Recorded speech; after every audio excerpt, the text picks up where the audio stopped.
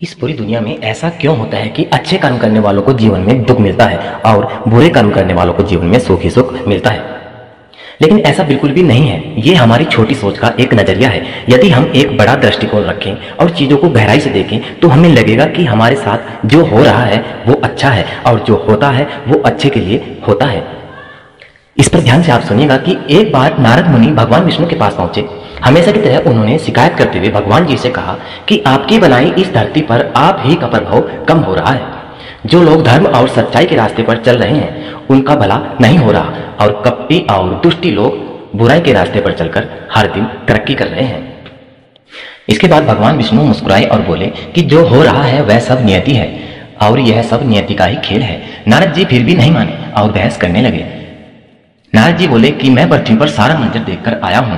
भगवान बोले तो अच्छा ठीक है, मुझे कोई ऐसी घटना बताओ जिससे तुम्हारी बात सिद्ध होती है कि अच्छे के साथ बुरा और बुरे के साथ अच्छा होता है। इस पर नारद मुनि ने फौरन से जवाब दिया कि अभी मैं जंगल से आ रहा हूं। वहां एक गाय दलदल में फंस गई थी, लेकिन उसे बचाने के लिए कोई भी नहीं आया। तभी एक चोर वहां से गुजरा और गाय को फंसा देखकर गाय का सहारा लेकर वो दलदल से पार निकल गया और उसने गाय को वहीं छोड़ दिया।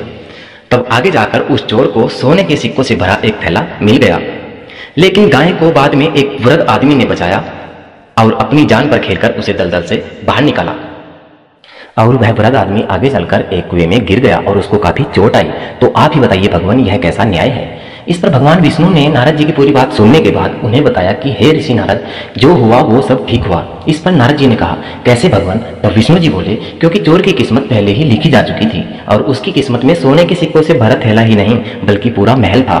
लेकिन उसने गाय के साथ जो किया उसके कारण उसके कर्म बिगड़ गए और उसे सिर्फ एक थैला ही मिला। और वहीं दूसरी तरफ साधु की किस्मत में मृत्यु लिखी थी, लेकिन उसने गाय को बचाकर अपना पुण्य का कार्य किया और वहीं उसकी मृत्यु एक छोटी सी चोट में बदल गई।